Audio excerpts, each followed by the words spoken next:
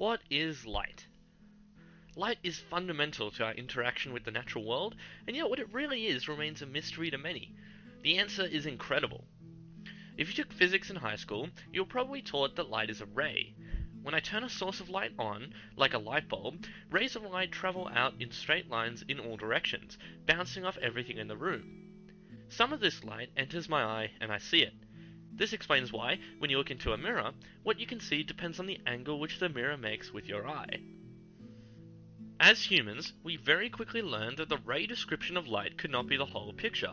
When light travels through a piece of glass, or through a slit which is very thin, we notice that the light does something very peculiar. When light is incident on an interface between different substances like air and glass, the rays of light bend sharply, by an angle which depends on the properties of the substances and the incident angle.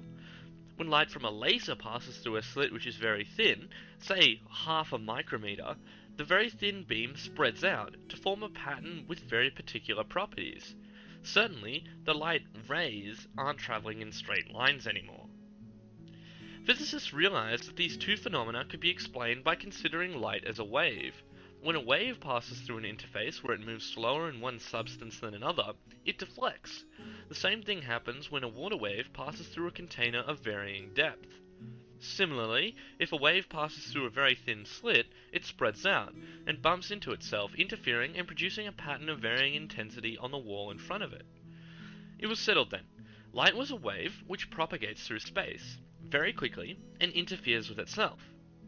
But this couldn't be the whole truth either. If you turn down the brightness of a red light source very low and connect a light sensor pointed at it to a speaker, something incredible happens. You'll hear clicks. Clicks of the same volume, randomly spaced apart. If you turn the brightness back up, the frequency but not the volume of the clicks will increase. If you make the light more blue, the loudness of the clicks will increase, but not the number of them. The only explanation physicists could provide was that light must be made of little particles, called photons, which each have an energy which depends on how blue they are. The brightness of a beam of photons then depends on how many there are in the beam. At this point, high school you is super confused. You just finished your last optics class and are certain that you're less sure you know what light is than when you started. You ask, what is it then? A particle or a wave? Your teacher waves their hands around a little bit and says, it's the wave-particle duality. It's both. Class dismissed. What? That doesn't help at all. While it's true that light and many other small objects can be made to behave like both a wave and a particle, it's most correct to say that light is divided into packets or quanta of energy. For a beam of a particular color, this amount of energy is always constant. This modern theory of light is known as quantum electrodynamics, and it provides the most complete description of light that we have. Its predictions are best investigated by analogy with classical theories. Suppose we set up Young's double slit experiment. We'll place a light source here, cut two holes in a wall here and here to produce two slits, and we'll set up a screen at the back to measure the intensity of the light which arrives at the other side. Famously, when the light is bright, we'll see a wave interference pattern form on the screen. What if we turn down the brightness so that only one photon of light is being emitted at a time? Well, we'll record the positions where the photons collide with the detector over time, and we'll plot a graph of the result. Lo and behold, an identical pattern appears. This is incredible, because only one photon passed through the double slit setup at a time. In fact, the only possible explanation is that each photon interfered with itself as it passed through the slits. In some sense, each photon passed through both slits before deciding where it would arrive on the screen.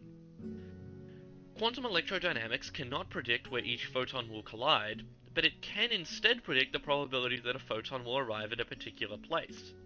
The process by which physicists calculate this probability is remarkable.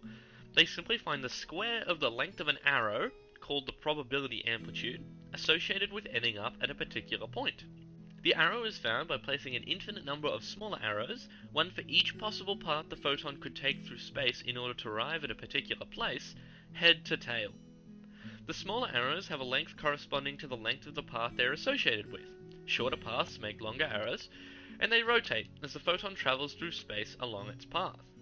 For red light, the arrows rotate 15,000 times in a centimeter, or 38,000 times in an inch. To illustrate this process, let's look at a flat mirror. we'll place a source of photons at A and a detector at B.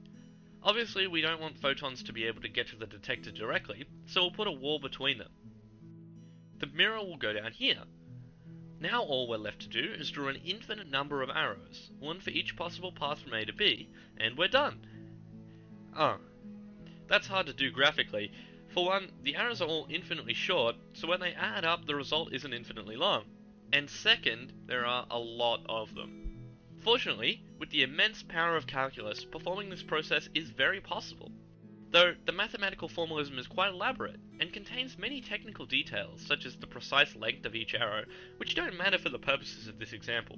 So, in order for us to bring our intuition to bear on what's going on here, we'll have to make a few simplifications. One, we'll only consider paths which bounce off the screen. Although this, and this are all possible paths, they all almost cancel out, and you'll see why later. And two, even with this simplification, we actually still have an infinite number of possible paths, so we'll divide the mirror up into a finite number of segments and compute an arrow for each segment. Then we can add up all of the arrows, and we'll be done. So the first segment has a path like this from A to B, with an arrow, say, pointing in this direction, and with this length. The amount the length each arrow differs by here is very small, so we're going to ignore it. Then the second segment has this path, and this arrow. We can keep drawing arrows for each possible path, like this, noticing that around the center of the mirror, the path length changes very little, and thus the arrows turn less than at the edges. Alright, placing the arrows end to end, we get this structure, with this final arrow, or probability amplitude. This arrow is very long, which means that the probability of a photon arriving at B from A is very great. Thus, we have shown that in our quantum model, light sort of bounces off the mirror like a ray. Now, the reason we were able to ignore, for example, this path, was that it has a neighbor path which has almost the same length and whose arrow points in the opposite direction, cancelling themselves out. This is true for any arbitrary squiggly path we can come up with. We can actually make the photon look like a wave too, if we cut out parts of the mirror where the arrows point in a very particular direction. Now the arrows for the pieces of the mirror still in place form semicircles, and we get an extra long arrow. This chopped up mirror is called a diffraction grating, and before quantum mechanics, it was explained using wave interference ideas. To finish off our investigation, let's look at the double slit experiment again, now from the quantum perspective. If we pick a point on the screen, say this one, we can work out the probability that a photon will arrive there by adding up arrows. Again, we choose to ignore arbitrary paths like this, because by making a small modification of the path, we can cancel it out. Because the slits are so thin, we can say that there's only one path which goes through each slit, and thus only two arrows which contribute to the probability amplitude of arriving there, one for each slit. Thus, we get a total probability amplitude of 0 for this particular place. Interestingly, we can actually translate our quantum interpretation into the wave-based one used to explain the results of this experiment originally. If we consider the up-down component of the arrows for each slit to be the height of a wave along each path, we see that the arrows, and thus the wave heights, oscillate as we move down the path from each slit to the screen. In other words, we can imagine waves to be spreading out from the photon, through the slits and onto the screen, interfering and in this case, cancelling out. Really though, these wave properties are just a consequence of the quantum rules which govern where the photon might end up, and the photon will always only end up in exactly one place. Extraordinarily, it has been proven in Bell's inequality that the path each photon actually takes through the slits is impossible to completely determine in theory without actually getting in the way and measuring it. Modern physicists have forfeited the idea of determinism, that if the complete state of the universe were mathematically written down, we still couldn't predict the future, only the likelihood of a particular outcome over others. So, what's the modern answer to what light is? Well, light consists of a whole number of energy packets called photons. They behave randomly, but physicists can figure out the probabilities of where they are by adding up little arrows for each possible path to calculate a probability amplitude. So, where light ends up depends on every possible path it can take. One interpretation of this is that the photons interfere with themselves and really take every possible path simultaneously. They only decide where they are when they interact with something else, like a detector.